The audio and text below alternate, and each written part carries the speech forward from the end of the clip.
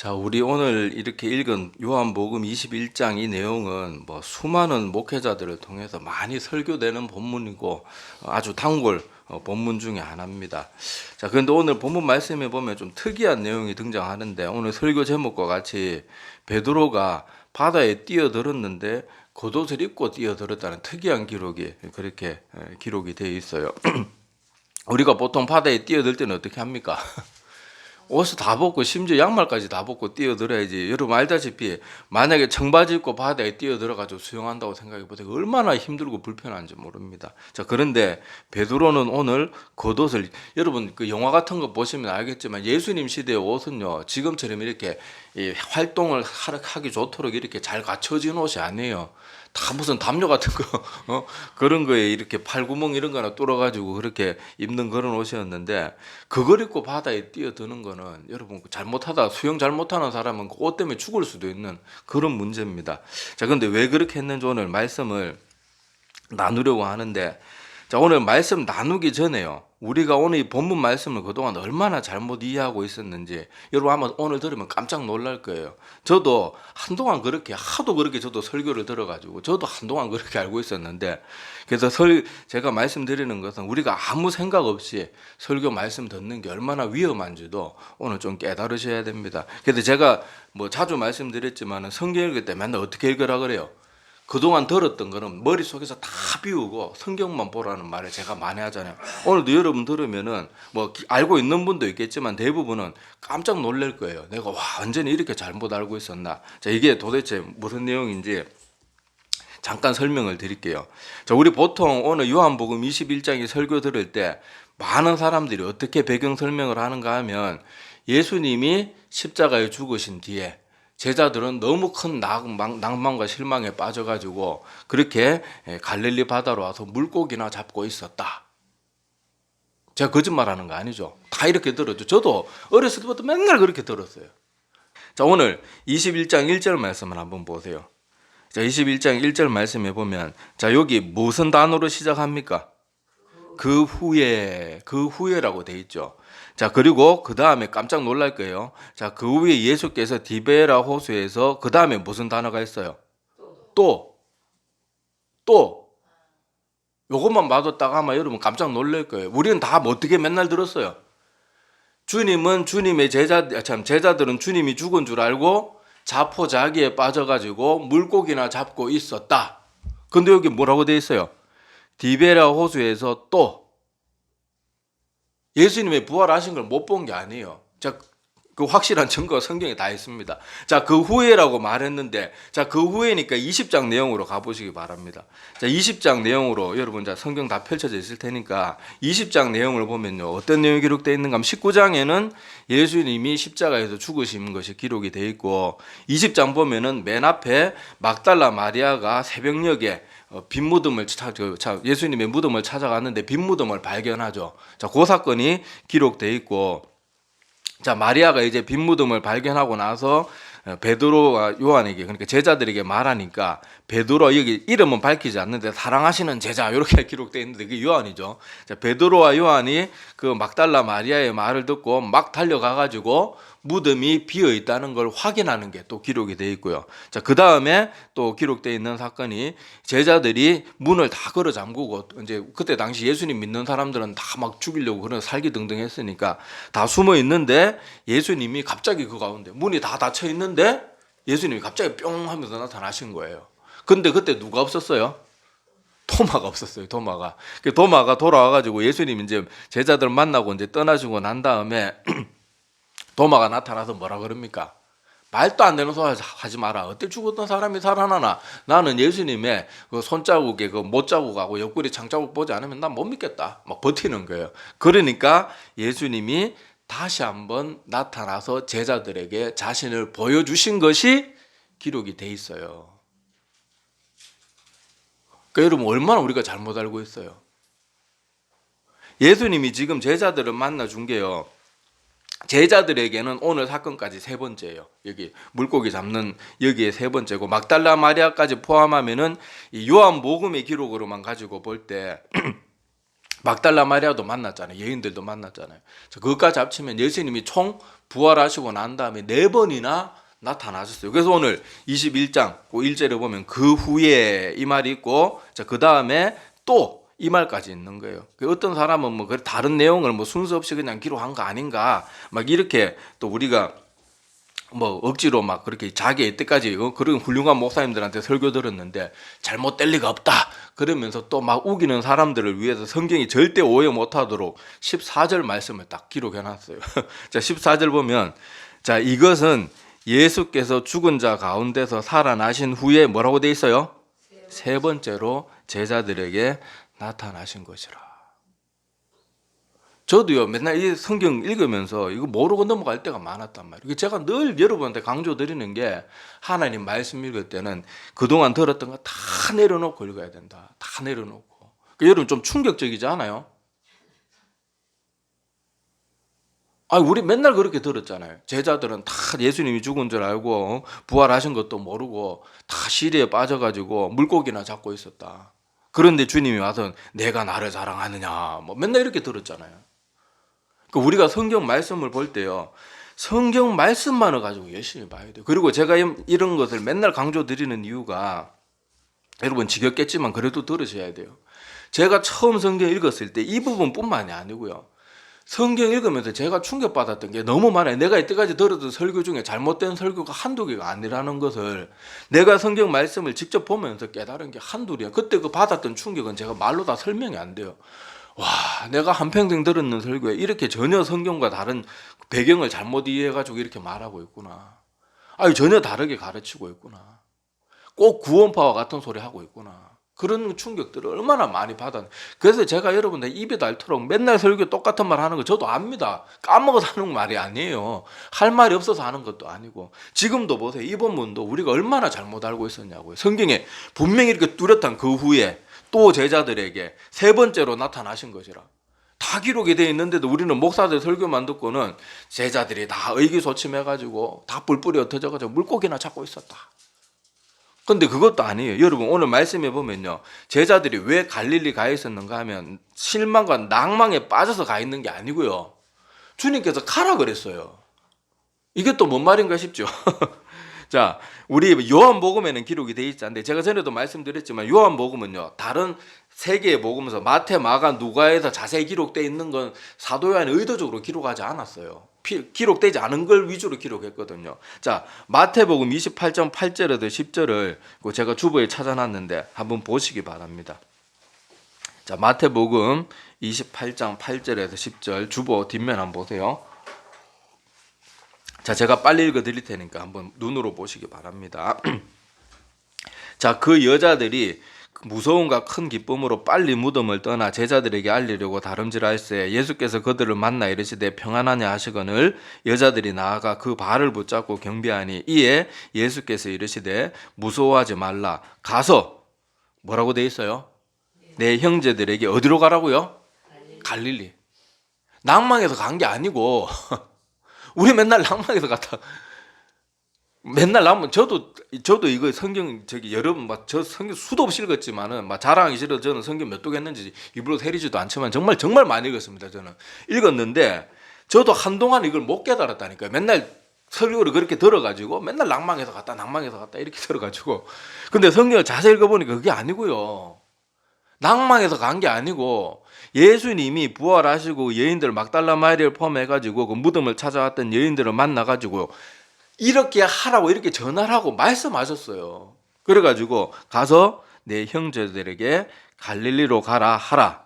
거기서 어떻게 한다고요? 나를 보리라. 그래서 오늘 본문 말씀이 성취가 된 거예요. 예수님이 갈릴리에서 예수님의 명을 쫓아서 갈릴리에 가서 물고기 잡고 있던 그 제자들에게 너희들은 갈릴리 가 있어라. 그러면 내가 너희들을 만나러 갈 것이다. 그러니까 제자들은 지금 낭만하고 자포자기해서 가 있는 게 아니고 주님의 명을 순종해서 가 있는 거예요. 우리가 얼마나 잘못 알고 있었냐고요. 깜짝깜짝 놀랄만 하잖아요. 근데 이런 성경 본문이요, 한두 개가 아니고 여러분들도 제 말씀 듣다가 뭐, 저분 저 내용이 저런 내용이 있네 이렇게 깨닫는 거 많을 거예요. 저도 그런 걸 성경 읽다가 하나님이 깨닫게 해주셔가지고 깨달은 거 여러분들하고 나누는 거거든요. 그러니까 여러분들이 설교를 들을 때는요, 항상 설교 목사는 언제든지 실수할 수 있고 저도 아마 제가 모르는 실수가 여전히 있을 수 있단 말이에요. 그러니까 제가 늘 말씀드리지만 목사의 말이 무조건 아멘 하는 거 그것만큼 잘못된 게 없고 그것만큼 한국교회에서 잘못 가르치는 게 절대로 그래서는 안 돼요. 항상 베레아 성도들처럼, 베레아 성도들 어땠어요? 심지어 안수만 하면 사람들이 방언을 받고 병든 자를 벌떡벌떡 일으키는 그 사도들이 말씀 전했는데도 어떻게 했냐고요? 성경 말씀을 상고하고 확인한 다음에 그 다음에 믿었어요. 목사들이 자기들 설교 준비 똑바로 이렇게 좀 안 하니까 뭐 무조건 아멘 하세요 막 그러는데 그게 아니, 절대로 그러면 안 되고요. 하나님 말씀으로 항상 모든 걸 확인하고, 목사도 틀릴 수 있는 존재라는 거, 저도 틀릴 수 있는 존재고 꼭 기억하셔야 돼요. 자, 이게 오늘 말씀처럼 이런 이해 잘못했다고 우리가 지옥에 떨어지는 건 아니거든요. 이런 내용은 뭐 그렇게 진리와 상관없어서 큰 문제가 안 되지만은 구원파와 같이 듣기 좋은 말씀 몇 군데만 뽑아가지고 믿기 시작하면 완전 지옥 불구덩이에 떨어지게 되는 거예요. 그러니까 얼마나 우리가 하나님의 말씀을 올바로 받지 않고 그저 앞에 누가 서가지고 자신 있게 말하고 막 조리 있게 말하고 막 논리적으로 뭐 말 잘한다고 아멘 아멘 하다가는 내용이 멸망에 이를 수도 있다는 걸 꼭 기억해야 됩니다. 그런데 제가 늘 똑같은 말, 비슷한 말이지만은 하나님의 말씀밖에 없다고 날마다 가르치는 이유도 그거예요. 오늘 좀 여러분 좀 충격적이지 않습니까? 충격적이죠. 충격적이어야 돼요. 이게 충격적이지 않으면 그 나머지 설교 시간에도 다 그냥 딴 생각을 제대로 안 들었다는 얘기인데, 그게 오늘 말씀해 보니까 이걸 잘못 이해하지 않도록 그 후에 또 세 번째로 이렇게 기록이 되어 있는데도 우리는 목사들 말만 듣고 잘못 알고 있다니까요. 잘못.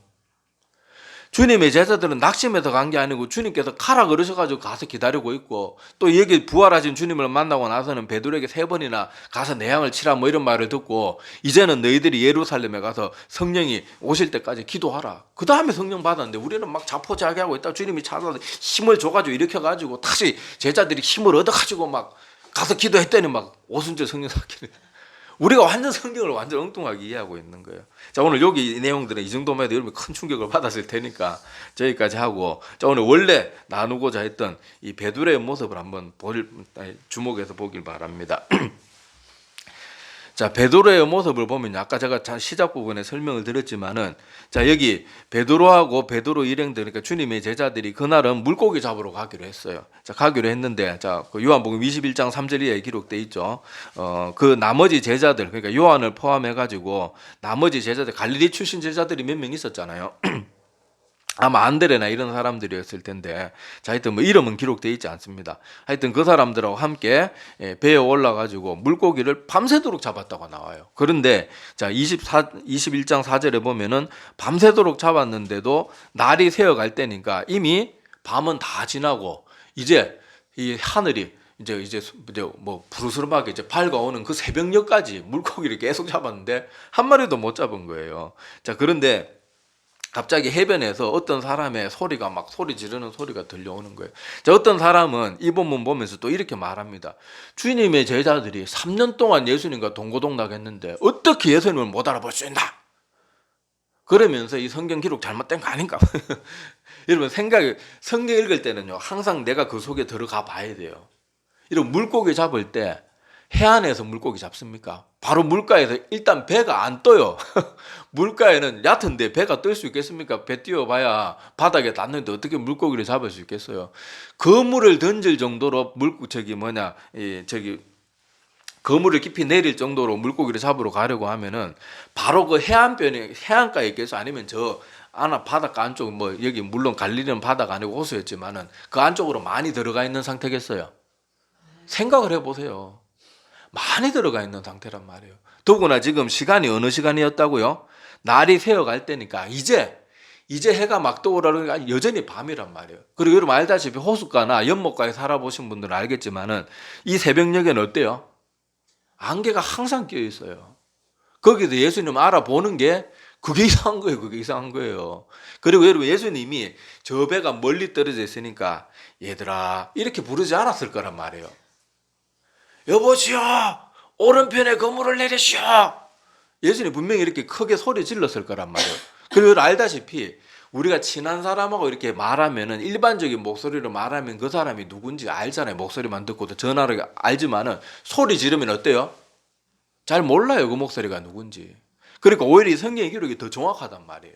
근데 우리는 자꾸 성경 속으로 들어가 보지는 않고 어떻게 3년 동안 하나님과 뭐 예수님과 동거동락 했는 사람이 예수님도 못 알아보고 말이 되나 막, 막 그렇게 흥분하는 사람들이 있는데 아니에요. 이 상태가 지극히 이 성경의 묘사하고 정확하게 맞는 거예요. 자, 하여튼 간에 베드로가 이렇게 주님을 다시 만나게 되는데 지금 이 장면이 여러분 딱 뭐가 떠올라요? 베드로가 예수님을 처음 만났을 때 상황하고 똑같은 상황이 펼쳐지고 있어요. 그러니까 이 모든 사건을 알고 있던 요한이 먼저 깨닫습니다. 그리고 베드로도 뭔가 조금씩 이상하다는 걸 깨달고 있었을 거예요. 그러니까 이 요한이 야, 주님이시다. 확실하다. 그러니까 막 소리 지르는 소리도 들었는 거 지금 일어나고 있는 사건들이 다 자기들이 한 번씩 겪었던 사건들이고 이걸 알게 되니까 요한이 딱 먼저 깨달은 거예요. 주님이시다. 그러니까 베드로가 어떻게 했다고 나옵니까? 베드로가 자기도 맞다. 이건 자기가 겪었던 사건이니까 누구보다 잘 알겠죠. 그리고 오른편에 그물을 던지라. 그리고 순종하자마자 물고기가 밤새도록 잡히지 않았던 물고기가 몇 마리 잡혔어요? 153마리. 여러분 모나미의 0153 있죠? 그게 여기서 나온 거예요. 자, 그래서 153마리를 잡는 걸 보고 베드로가 단번에 깨달은 거죠. 주님이 맞구나. 그 다음에 했던 기록이 나오는 기록이 뭔가 하면은 베드로가 약간 성질이 급하잖아요. 그래서 물고기가 153마리가 막 그물이 찢어질 정도로 잡혔으니까 여러분 베드로가 잡은 물고기 뭐 지금도 잡힌다 그러면 베드로 물고기 하면서 성지순례감이 있다는데 물고기가 크다네요. 그 크다란 물고기가 153마리나 잡혔으니까 옛날에 그 조만한 통송배도 아니고 요새 사람들 노저 가는 배였을 텐데 그런 배로 끌어올리기는 참 버거웠을 거란 말이에요. 그러니까 베드로가 주님이라는 건 알았는데 이 그물을 끌고 노저어서 가자니 속이 답답해 미치겠는 거예요. 완전 경상도 스타일이에요. 그래가지고 베드로가 헤엄쳐 가면 훨씬 빨리 갈 수 있으니까 헤엄을 치기로 하긴 했는데 지금 베드로가 어떤 상태였는가 하면은 어떤 상태였어요? 우통을 다 벗고 있었어요. 제가 여러 번 말씀드렸지만은 예수님 당시의 겉옷은요 가난한 사람들에게는 거의 전 재산이나 다름없는 것이었어요. 근데 일할 때 그 겉옷을 입고 바다 짠물에 적셔가면서 절대 걸을 수가 없어요. 옷이 얼마나 귀한 건데. 여러분 성경에 보면은 바리새인 대제사장들이 무슨 조금만 자기 침통한 일 생기면 옷을 찢었다 그러는데 여러분 요새 옷이 찢어집니까? 근데 옛날에 옷이 정말 약하고 그랬단 말이에요. 그런데 그 비싸고 귀한 옷, 막 서민들에게 그렇게 귀한 옷을 바다 짠물에 한번 들어갔다 나오면은 옷이 엉망이 될 텐데, 그 빤다고 해도 얼마나 수명이 줄겠어요. 그걸 입고 했을 리가 만무하단 말이에요. 그리고 일할 때 여러분, 아까도 말씀드렸지만 그때 당시 옷은 이렇게 활동하기 좋은 옷이 아니란 말이에요. 그걸 입고 어떻게 일을 하겠어요. 옷을 아끼기 위해서도 그렇고 일하는데 거추장스러워서라도 옷을 입고 일을 할 수가 없단 말이에요. 근데 우통을 벗고 그렇게 일을 하고 있다가 예수님이다 말을 들으니까 베드로가 바닷가에 뛰어내리려고 하다가 겉옷을 찾아가지고 그 귀한 옷을 입고 바다 짠물에 뛰어드는 거예요. 이게 뭐를 의미할까요? 예수님을 물론 예수님이 베드로가 우통 벗고 헤엄쳐 왔다고 이놈이 어디 감히 하나님의 아들 앞에 나타나면서 어디게 뻘거벗고 나타나냐 막 예수 이럴 분은 아니란 말이에요. 그럼에도 예수님이 그런 분이라는 걸 누구보다 잘 아는 베드로지만은 베드로는 지금 어떻게 해요? 예수님 앞에 예를 갖추는 거예요. 예를. 자, 여기까지 하면 제가 무슨 말하고 싶은지 다 알 거예요. 지금 현대에 와서는요, 많은 사람들이 하나님 앞에 서는 것을 별로 두려워하지 않아요. 물론 우리가 하나님 앞에 서는 거, 하나님은 사랑이 많으시고 긍휼이 정말 많으신 분이에요. 우리의 부족함과 나약함을 이해하지 못할 뿐이 아니란 말이에요. 그렇다고 해서 우리가 함부로 해도 되는 분은 절대로 아니라는 걸 꼭 기억해야 돼요. 꼭 기억해야 돼요. 지금 제가 어렸을 때 제가 어머니, 아버지, 할아버지, 할머니 세대 때 예배 드리는 거 저는 모태신앙이라 가지고 그걸 보면서 자랐는데 옛날에 우리 어르신들이 예배 드리던 모습, 그리고 지금 제가 부교육자 시절을 거치면서 지금 현대 20, 30년이 지난 3, 40년이 지난 지금의 성도들의 예배 드리는 모습을 보면요, 하늘과 땅 차이예요. 이건 예배 드리러 온 건지 뭐하러 온 건지 이해 안 되는 사람도 많아요. 물론 그렇게라도 오는 것이 안 오는 것보다 낫다. 맞아요. 안 오는 것보다 낫죠. 안 오는 것보다 낫죠. 그리고 그 사람들이 믿음이 생기면 예배 잘 드리게 될 거라고 저도 압니다. 그럼에도 불구하고 우리가 예의는 있어야 되는 거예요. 예의는. 하나님 앞에 예의는 있어야 되는 거예요. 예배 드릴 때 우리가 누구 앞에 서는지를 기억해야 됩니다. 우리 보통 미국 영화 같은 거 보면요, 미국 전쟁 영화 같은 거 이렇게 보면은 우리나라는 뭐 같은 사병들끼리도 막 위계 질서가 막 요즘은 뭐 당나라 군대가 됐다 그러는데 저희 때만 해도 이등병은 절대 내부만 해서 편하게 못 있습니다. 항상 각 잡고 손도 무릎에 고참이 내리라 그래야 내릴 수 있어요. 안 그러면 이렇게 손을 약간 떼고 있어야 돼요. 이렇게 팔 아프든지 말든지. 야야 좀 편하게 했어. 그러면은 조금 허리 힘 좀 빼고 이렇게 팔도 약간 이제 다리 위에 내리고 이럴 수 있었고, 그 외에는 딱 간등성명 부르면 딱 이래가지고 막 막 아이고 막 아유 무식한 놈들 왜 그런지 모르겠어요. 같은 사병끼리. 우리나라 군인들은 그렇지만은 여러분 미국 영화 보면 어떻습니까? 뭐 일병이든 병장이든 사병들끼리는 막 다리 올리고 같이 맞담배 피고 막 초콜릿 같이 나눠 먹으면서 막 노래 부르고 이러면 더 편하게 있단 말이에요. 그럼에도 불구하고 장교가 나타나면 어떻게 합니까? 그 편한 미군들도요, 장교가 딱 나타나면 하던 거 딱 멈추고 제자리에 벌떡 일어나가지고 탁 경례 딱 붙입니다. 하다못해요 중대장만 나타나도 그러는데, 우리가 만군의 여호와 앞에 나가면서 만군의 하나님 앞에 예배 드리면서 우리가 최소한의 선은 지켜야 돼요. 제가 아직도 기억에 남는 부교육자 때 남는 사람이, 여러분 제가 이 말하면 거짓말 한다고 여러분 잘 안 믿을 것 같은데, 제가 너무 기억에 남는 한 가정인데, 이 사람들은 가족들이 맨날 같은 시간에 오는데 항상 11시 40분쯤에 와요. 그래 설교 끝날 때 와가지고 목사님 축도 딱 끝나면, 보통 축도 끝나고 성도들이 이제 그날 말씀 받은 거, 은혜 받은 거, 그 피아노 댕동댕 소리 나는 때 이렇게 기도하고 충분히 기도하고 그 다음에 나오잖아요. 그 사람들은 한 11시 40분쯤 매주 그래. 매주 한 주도 안 빠지고 매주 그래.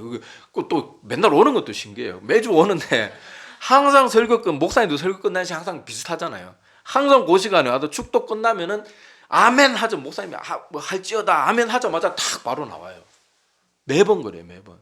저분들 볼 때마다 아니 저렇게 올 거면은 차라리 오지를 말든지 막 그런 생각까지 들더라고요. 왜 저렇게 축도는 받고 싶으면 맨날 그렇게 한 번도 안 빠지고 항상 그 시간에 아버지, 엄마, 딸 셋이서 항상 그렇게 와가지고, 또 딸도 어린 딸도 아니에요. 부모들이 가면 딸이라도 정신 차리는가. 다 큰 처자가 보니까 뭐 청년인데 꼭 3명이 그렇게 여러분 그래라도 안 오는 것보다 낫다 이렇게 여길 문제가 아니에요. 제가 예로 한번 들어볼게요. 분명 물론 우리 하나님은 그런 분은 아니지만은, 자 제가 여러분 직장 상사하고 약속을 잡았어요. 직장 상사하고 약속을 잡았는데, 제가 아까 그 말한 것처럼 한 30-40분 늦게 직장 상사를 만나러 가면, 내가 그 직장 상사 만나는 것보다 차라리 그날 약속 안 잡힌 게 더 나아요. 그 직장 상사는 나를 어떻게 생각하겠어요? 아, 저 사람은 약속 관념도 없고 심지어 내가 보자고 하는데도 날 우습게 여기는 아주 형편없는 사람이구나. 뭐 겉으로는 아유 괜찮습니다. 뭐 차도 맡길 수 있죠. 아유 뭐 괜찮습니다. 이렇게 말할지는 모르지만은 그 직장 상사는 어떻게 생각하겠어요? 이미 그 사람은 그 사람 마음속에서 판단이 계산이 다 끝나버린 거예요. 물론 하나님은 이런 분은 아니라는 거 저도 잘 압니다. 근데 기왕 우리가 하나님 앞에 나와서 예배를 드린다 그러면 우리가 마음을 다해야 되는 거예요. 마음을 다해야 되고 온 마음을 다해서 집중해야 되고, 하나님이 나에게 무슨 말씀을 주시는가 생각해 봐야 돼. 우리 박효진 장로님 뭐 유명한 분 알잖아요. 그분이 예배 드리는 성도들의 모습에 대해서 유튜브에 나가면 박효진 장로 예배 뭐 이렇게 치면 나올 거예요. 그거 여러분 한번 시간 나면 한번 들어보세요. 거기엔 박효진 장로님이, 요새 뭐 보통 목사님들은 우리 적어도 예배 10분 전에 오시다 이렇게 말하지만, 거기 박효진 장로님 적어도 30-40분 전에 와가지고 미리 본문, 이 주보에 나온 본문 말씀 다 찾아보고, 설교 시간에 성경책 막 넣은 그거 하지 말라고 다 찾아놓고, 예배 시간에 목사님 뭐 하는데 그제서 막 성경 넘기고 찾아보고 막 예배 시간에 뒤적뒤적 그거 하지 말아요. 제가 하는 말이 아닙니다. 제가 말하면 다 저 목사 까탈스러워가지고 제가 하는 말 아니에요. 그렇게 하나님 앞에서는 예배에 최대한 집중하기 위해서 내가 모든 걸 다 준비하고 마음의 준비도 하고요. 제가 아까도 말했던 제가 어린 시절에 제가 보았던 어른들이 예배 드리는 모습은요. 예배 시간에요. 그렇게 걸어 들어갈 때 옛날에도 마룻바닥이 많았잖아요. 그렇다고 맨발로 들어가는 곳은 아니었지만은 그 삐걱삐걱 소리가 납니다. 그러니까 예배 시간에 일찍 와서 뭐 예배 늦게 온 사람도 아니에요. 예배 들어오면서도 조심조심 그렇게 걸어 들어와서 예배 드리고. 그리고 또 토요일이 되면요. 옛날에 옷도 좋은 거나 있습니까? 그나마 있던 옷, 그거라도 예배 때 잘 드리려고 옷을 다려 입고요. 뭐까지 다리는가 하면요. 옛날엔 지금처럼 은행 가면 신권 이렇게 주는 그런 시대가 아니니까 헌금까지 다려가지고 그렇게 하나님께 바쳤단 말이에요. 얼마나 하나님을 사랑하고 사모하고 예배를 소중히 여기면 그 바쁜 와중에 농사 짓고 뭐 그렇게 바쁜 사람들이 그 토요일 날 쉬고 싶은 그 시간에 주일 준비한다고 옷 다리고 심지어 헌금까지 내가지고 다리고 예배 시간에 그렇게 무슨 죄 지은 사람처럼 살균살균 예배 자리에 들어오고 더구나 뭐 혹시라도 뭐 무슨 일이 있어가지고 늦으면요 막 천하의 중죄인같이 그렇게 막 바닥에 기듯이 들어오는 그런 모습들이 아직도 기억이 나요. 근데 지금 우리 어떻습니까? 장로님이 막 예배 늦었는데 막 뒷문 팍 열고 들어가가지고 맨 앞자리 막 끌어 들어가가지고 푹 난 도대체 무슨 용기로 그러는지 나는 그래도 예배 늦어도 앞에 앉는다 막 이걸 막 자랑스럽게 생각하는지 그런 사람들이 있는데 참 이건 두려운 일들이에요. 더구나 지금 우리 코로나 시절을 거치면서 어떻게 됐어요? 사람들이 예배 자리조차도 잘 안 나가려고 그래요. 그냥 뭐 신랑 유튜브로 실시간으로 방송 나가는데 교회 다닐 필요가 뭐 있어? 그래가지고 그냥 유튜브로 그냥 집에 앉아가지고 뭐 잠옷바람으로 뭐 앞에 커피, 뭐 콜라 이런 거 한 잔씩 컵에 한 컵 따라 놓고 머그컵에 따라 놓고 그렇게 예배 드리는 사람들이 의외로 많아요. 지금 코로나 시절 지나면서 많이 회복이 되었다 그러지만은요. 코로나 거치고 나면서 아예 교회로 영영 목회하지 않고 있는 사람들도 많습니다. 그래서 목회자들 한 만나서 물어보세요. 그런 사람들 의외로 많아요. 우리가 이제 더 이상 예배를 소중히 여기지도 않고 내가 하나님 앞에 선다는 것을 전혀 두려워하지도 않아요. 그런데 내가 하나님 믿습니다. 하나님 사랑합니다. 하나님 경외합니다. 그 말은요. 말은 얼마든지 할 수 있어요. 그런데 그 사람이 진짜는 뭐를 통해서 드러나는가 하면 그 사람이 예배를 어떻게 드리고 예배를 어떻게 생각하고 하나님 앞에 예배의 자리에 섰을 때 어떤 모습으로 예배를 드리느냐가 그 사람이 얼마나 하나님을 사랑하는지 그 사람이 얼마나 하나님을 경외하는지 예배의 모습을 통해서 드러나는 거예요.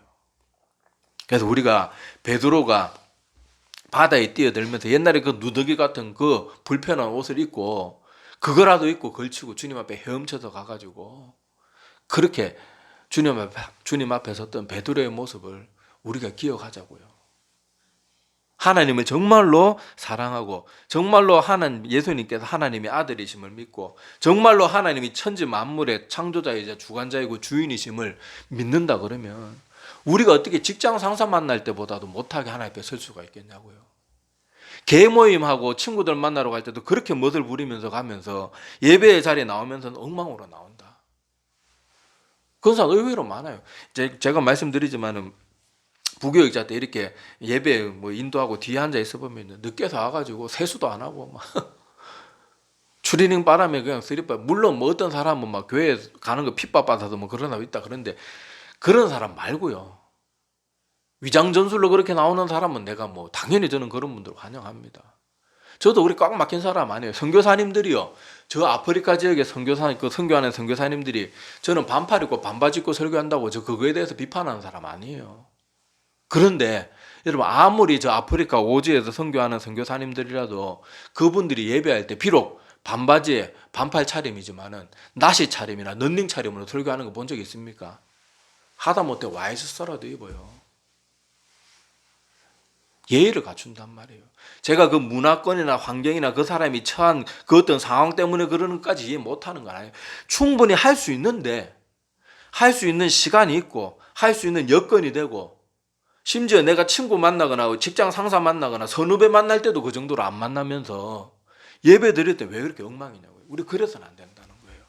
우리가 마음을 다해서 하나님 앞에 진심을 다해서 예배 드려야 그 예배가 하나님의 마음에 감동이 되는 거예요. 하나님 마음에 감동이 되는 예배. 그런 거. 주님께서 이 베드로가 이렇게 바다에 뛰어들면서 겉옷 주섬주섬 챙겨가지고 바다에 뛰어드는 모습도 웃기지만은 그 겉옷을 입고 헤엄쳐서 자기 앞에 왔을 때 모습은 참 우스꽝스럽잖아요. 근데 내가 주님이라 그러면 그 베드로의 모습이 어떻게 보였을 것 같아요? 너무너무 사랑스러워 보이는 거예요. 제가 우통 벗고 와도 하나도 뭘 안 할 텐데 그래도 저 겉옷 챙겨가지고 바다에 뛰어들어가지고 막 헤엄치면서 막 허프허프거리면서 오는 거 보면은 그 모습이 참 사랑스러울 거란 말이에요. 우리도 예배 드릴 때 하나님 마음에 그런 감동스러운 사람이 돼야 돼요. 우리가 하나님 앞에 나오면서 제대로 무언가를 안 하면요, 안 하니만 못한 경우도 있다는 걸 기억해야 돼요. 제가 만약에 제가 은혜 입은 사람한테 설 명절이 돼가지고 선물을 하는데 1,000원짜리 초콜릿 하나 떡 주면 차라리 안 주는 이만 못하는 거예요. 야, 내가 이 사람 도와줬는데 차라리 그냥 그런 거 선물 안 하고 기도하고 있습니다 이러면 그냥 더 좋게 끝날 거를 1,000원짜리 그냥 뭐 만약에 초콜릿 하나 선물하고 말았다 그러면요, 그 받는 사람 입장에서는 오히려 안 받았으면 그런 마음도 안 들 텐데 그것 때문에 오히려 마음이 내가 이 사람 위해서 날마다 기도하고 물질적으로나 이렇게 많이 도와줬는데 아이고 참 좀 그렇다 이런 생각 안 들겠냐고요. 그러니까 우리가 예배를 드릴 때 온 마음을 다해서 예배 드리지 않고 우리가 하나님 정말 예를 다하는 마음으로 예배 드리지 않으면 때로는 물론 하나님이 그런 분은 아닙니다. 아니드림만 못한 것이 될 수도 있을지도 모른다는 걸 기억을 하셔야 돼요. 그래서 우리가 하나님 앞에 이 베드로의 모습을 이 막 겉옷까지 챙겨서 헤엄치면서 주님 앞에 한 뭐 몇 초라도 더 빨리 가기 위해서 이렇게 하나님 앞에 헤엄쳐 갔던 그 과정에서도 겉옷을 입고 그렇게 주님 앞에 갔던 이 베드로의 모습, 이 모습이 우리의 모습이 되어서 하나님의 마음을 또 예배 드릴 때마다 우리를 보시는 하나님의 마음에 감동이 되고 기쁨이 되는 우리 모두가 되기를 간절히 소망합니다. 기도드리겠습니다.